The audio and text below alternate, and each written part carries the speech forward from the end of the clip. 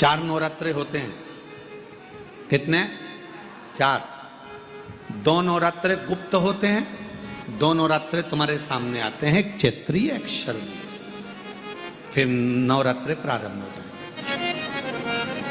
क्या केवल 4 नवरात्रे? क्यों? मां जगतजननी की आराधना 4 बार 4 नवरात्रे के रूप में क्यों होती है?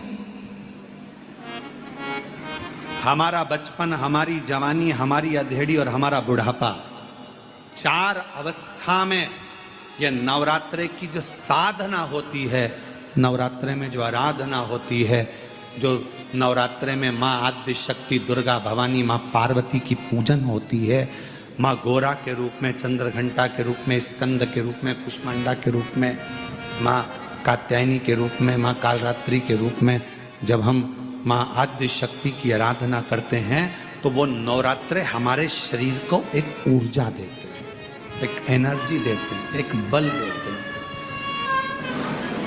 नवरात्रे आएंगे, प्रारंभ होंगे,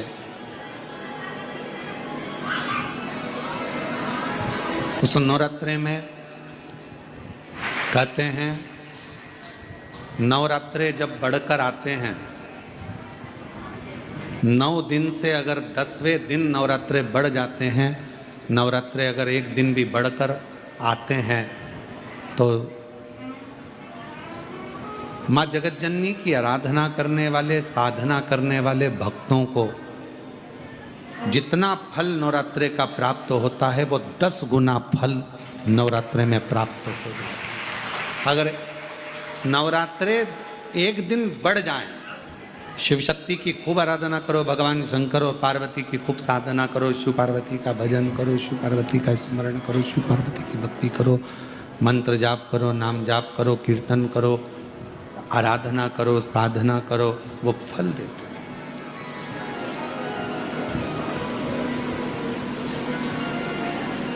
आराधना साधना मां अंबा जगदम्बा की भी शिव के साथ। संपूर्ण देशवासियों को बधाई देता हूं कि आज नवरात्रे के पहले दिन, नवरात्रे में जितनी शंकर की आराधना कर सकते हो उतनी करो। शंकर की आराधना करने से नवरात्रे में शक्ति का बल बढ़ता।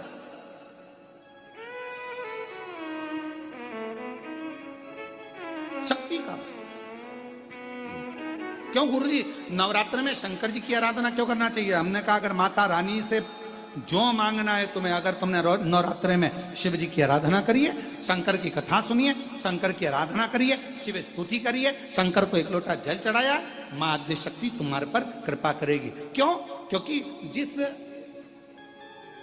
जिस स्थान पर शिवलिंग रखा होता है और जो हस्त कमल है वो मां पार्वती जगत जननी दुर्गा भवानी है। जब हम जल चढ़ाते हैं मां आद्य शक्ति अंबा जगदम्बा 64 योगिनियों पर वो जल चढ़ जाता है और जगत जननी नवरात्र में प्रसन्न हो जाती है। वो जल की इतनी महत्वता है। आद्य शक्ति को प्रसन्न करना है, नवरात्र में शिव जी को जल चढ़ा।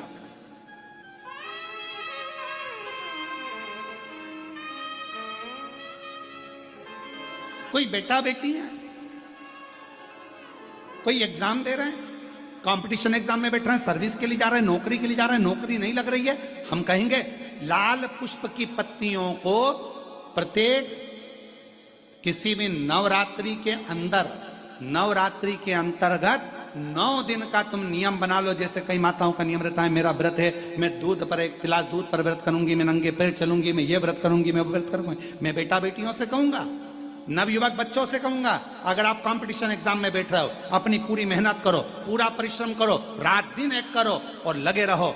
और 9 दिन तक नवरात्रि में 9 लाल फूल की 9 पंखड़ियां या 9 कोई भी चावल लाल कलर में कर कर, कुंकू में कर कर, अगर माँ जगत जननी के मंदिर में नहीं जा सकते, माँ भीड़ रहे तो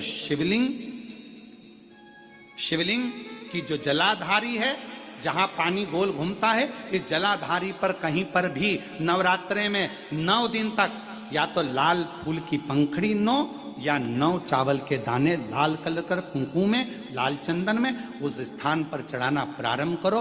9 दिन के बाद तुम्हें 15 दिन और निकलेंगे, उसके बाद तुम्हें खुद लगेगा कि तुम्हारी जॉब, तुम्हारी नौकरी तुम्हारा बाबा ने लगाया है। शक्ति का बल, परिश्रम जरूर करना, मेहनत जरूर करना, रात दिन पढ़ाई एक साथ करना और अपने परिश्रम को नहीं छोड़ना। मेहनत जरूर करो पर साथ में ये प्रयोग भी करो नवरात्रि का। देखो शिव और शक्ति का बल तुम्हें प्रसन्नता देता है कि नहीं देता। शिव शक्ति का बल हमें प्रसन्नता देता है कि नहीं देता।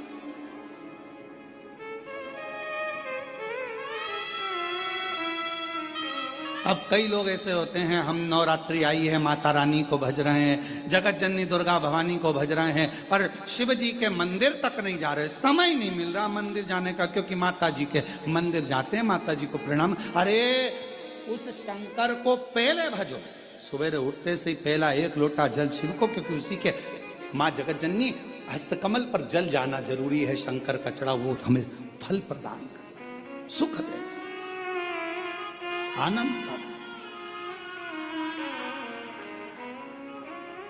देवी जी का दर्शन करा है तुम लोगों ने? अरे बोलो तो जम के, करा है। तलवार है उनके हाथ में, ठीक है। काय पे बैठी हैं? हैं? शेर पे। तुम मोटरसाइकिल पे बैठ के इतनी घबरा जाती हो कि कोई तुम्हें घूर के देख ले तो तुम्हारी आंख में आंसू आ जाता है। वो भवानी है, दुर्गा शेर पर बैठी थी। शुंभ और निशुंभ दोनों राक्षसों ने आकर कह दिया था, ए सुंदरी, हम दोनों में से एक से तू शादी कर ले तो बच जाएगी, नहीं तो मर जाएगी। देवी अंदर गई गुफा में, शंकर भगवान से कहा, शुंभ निशुंभ आए हैं दरवाजे पर। तो भगवान शंकर मुस्कुरा कर बोले, तुम मुझसे कहने आई हो, तुम स्त्री हो, एक नारी में आधा शंकर होता है। जब शंकर तुझ में है, शक्ति तुझ में है, शिव तुझ में है, तो तू दुनिया से निपट सकती है। चढ़ जा शेर पर, उठा तलवार, कर संहार। माता पार्वती जी कहती है, मैंने शास्त्र पढ़े हैं मेरे हाथ में, मैं वेद माता भी कहलाती हूं, मैं शास्त्र हाथ में रखती हूं, शस्त्र कैसे उठाऊं? शंकर भगवान कहते हैं, संस्कृति को बचाना है, संस्कारों को बचाना है तो शास्त्र उठाना पड़ेगा, और अपने आप को और सनातन धर्म को बचाना है तो शस्त्र भी उठाना पड़ेगा। यह हमारे ऊपर निर्भर करता है। हम शास्त्र भी उठा सकते हैं और शस्त्र भी उठा सकते हैं। ये मां जगजननी दुर्गा भवानी का दर्शन करने जाओ तो उस माता को प्रणाम कर कर उससे कहकर आना, मां जब शास्त्र की जरूरत हो तब मुझे शास्त्र देना, और जब शस्त्र की जरूरत हो ऐसा बल देना, ऐसा शस्त्र देना कि दुनिया के लोग याद रखें, हम याद रखें। कभी जिंदगी में मौका मिले तो 5 दुर्बा, कितनी दुर्बा जम के बोलो जरा, 5 दुर्बा 1 बेलपत्र। कभी अगर मौका मिले जीवन में, 5 दुर्बा 1 बेलपत्र, 1 अक्षत, 1 चावल का दाना, और तीनों पत्तियों पर लगा हुआ चंदन। बेलपत्र की जो 3 पत्ती होती है, इन तीनों पर लगा हुआ चंदन, दुर्बा, बेलपत्र, चावल का 1 दाना मध्य पत्ती पर रखकर, जब भी आप अपने हृदय से कोई सरकारी गतिविधियों में कहीं फंस गए हो, सरकारी कोई केस चल रहा है, कोई सरकारी चीजों में अगर तकलीफें आ रही हैं, तो शिव का नाम लेकर आप अपना कर्म जरूर करना, मेहनत जरूर करना।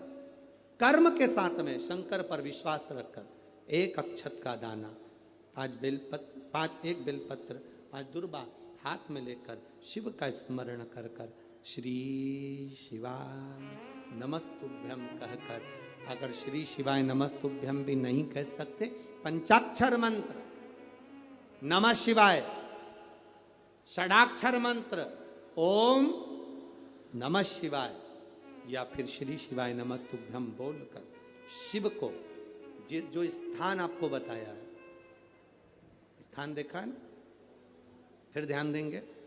अशोक सुंदरी से शिवलिंग के बीच की जो खाली जगह है, देख रहे हो आप लोग? एलईडीओं पर ध्यान देना। एलईडी और अपने अपने मोबाइल पर अगर आप कथा सुन रहे हो, या यहाँ पंडाल में कथा सुन रहे हो, या आस्था चैनल पर सुन रहे हो, तो वहाँ शिवलिंग, अशोक सुंदरी का स्थान, बीच में जो खाली जगह है, इस खाली जगह पर बेलपत्री और दुर्वा का जो पीछे का भाग है, वो पीछे का भाग अशोक सुंदर की ओर होना चाहिए।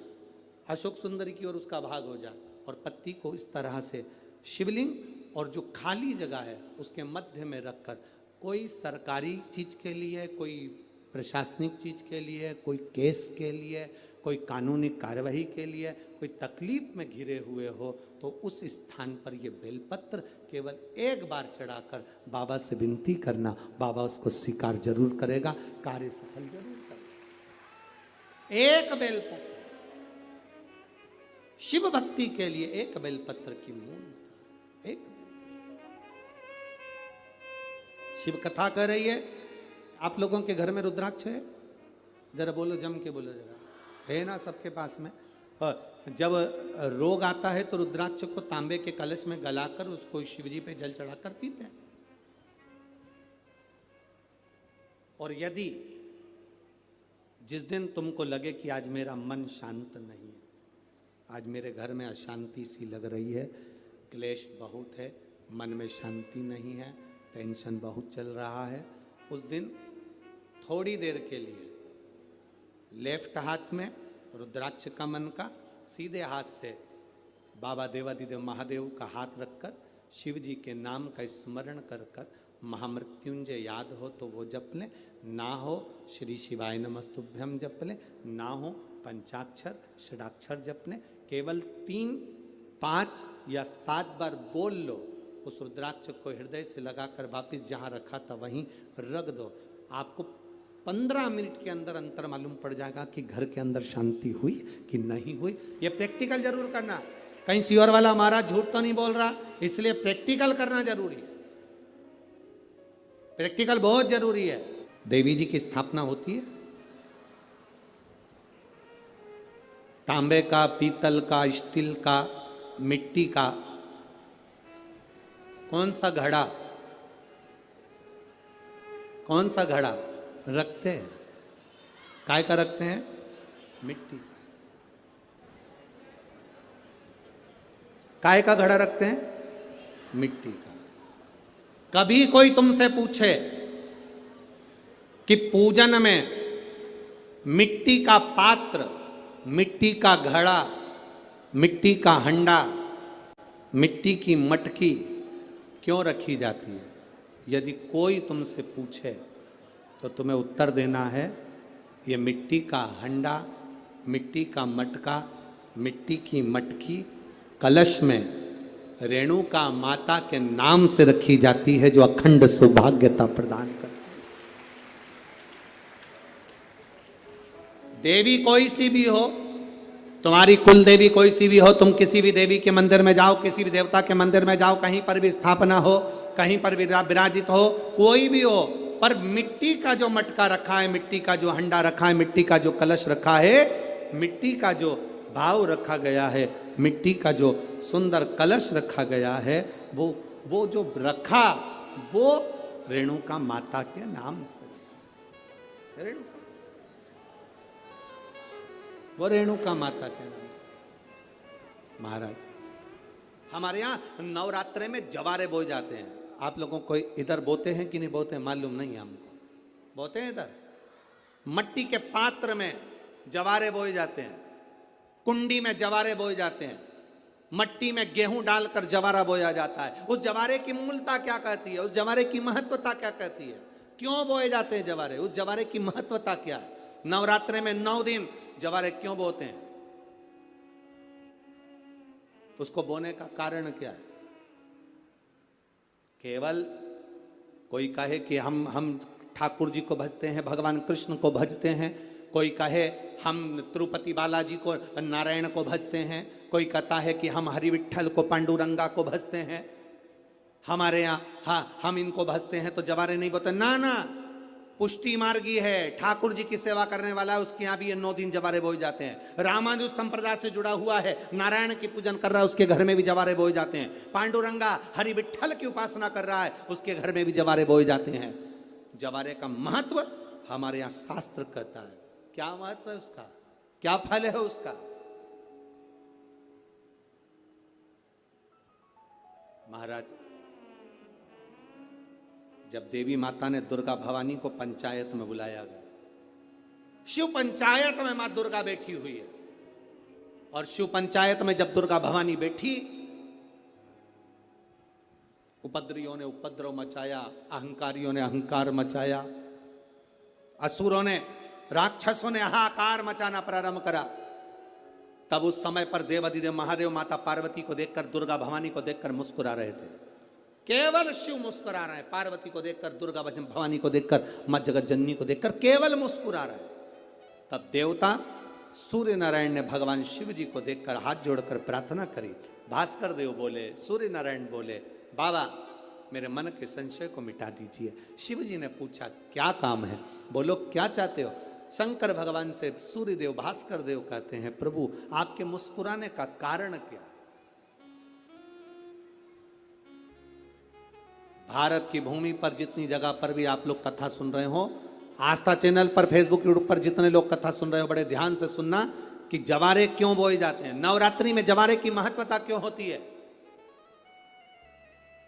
क्यों बोया जाता है, मिट्टी में गेहूं डालकर क्यों उत्पन्न किया जाता है, उसकी महत्वता क्या है? सूर्य नारायण पूछ रहे हैं भगवान देवाधिदेव महादेव से, आप दुर्गा भवानी को देखकर मुस्कुराए, आप हंसे हैं, आपके चेहरे पर प्रसन्नता आई है, कारण क्या?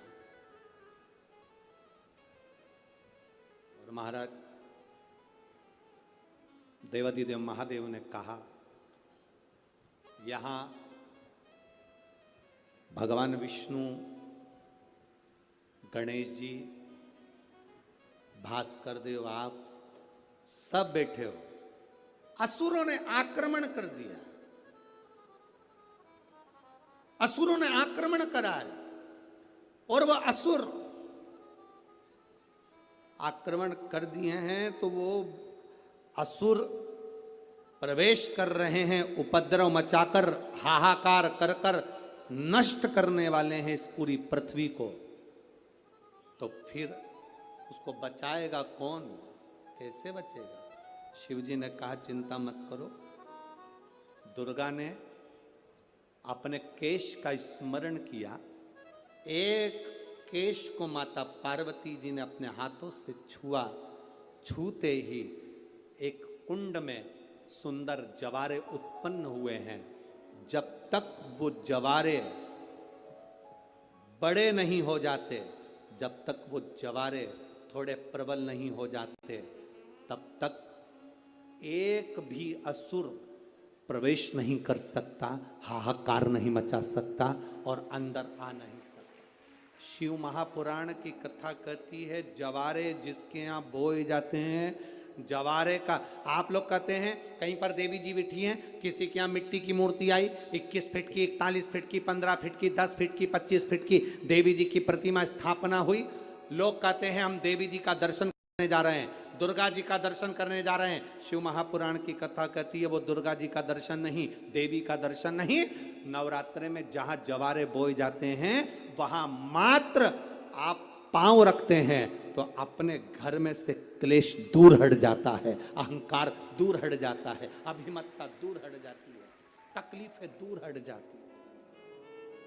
जिसके घर में जवारे बोए जाते हैं वहां से अहंकार, काम, लोभ, आसक्ति, वासना, तृष्णा और दुख, तकलीफें दूर हट जाती है। तो जवारे का मूल का तत्व आनंद, सुख। महाराज उसको समझने वाला समझ सकता। रेणुका घड़ा बनाकर शिव जी का स्पर्श कर रही है, केवल स्पर्श, मट्टी के पात्र में बला जाता है स्पर्श मात्र, सहज नहीं है शिव। उसकी भक्ति बड़ी प्रबल है, क्योंकि उसके मस्तक पर गंगा विराजमान है और वो साधारण कृपा करने वाला नहीं, दुनिया को अमृत देने वाला है। शिव अमृत प्रदान करने वाला। अरे भाई, शिव महापुराण की कथा कहती है, जैसे किसी के यहां कोई मर जाता है तो पूरे परिवार में सूतक लग जाती है। बोलो री जी जी सही है कि गलत है? अरे बोलो तो जम के, लगती है ना। परिवार में कोई मर गया, पूरे परिवार को सूतक लग जाती है। जैसे मरने की सूतक पूरे परिवार में लगती है, उसी तरह परिवार का एक व्यक्ति भी अगर शंकर की कथा सुनता है तो पूरे परिवार को पुण्य लग जाता है। पूरे परिवार, एक व्यक्ति भी अगर कथा श्रवण कर रहा है, परिवार का एक कोई मरता है तो पूरे परिवार में सूतक लगती है। उसी तरह हम कोई अच्छा काम करते हैं, शिव जी को एक लोटा जल चढ़ाते हैं, कथा श्रवण करते हैं, भूखे को भोजन, प्यासे को पानी पिलाते हैं, तो उसका जो पुण्य का जो फल है वो किसी एक को नहीं, घर का एक व्यक्ति करता है और पूरे खानदान को उसका पुण्य फल प्राप्त हो जाता है। तो नवरात्र आता है जो आज से प्रारंभ हुआ है, कहते हैं अगर कोई स्थिर होकर एकांत में बैठकर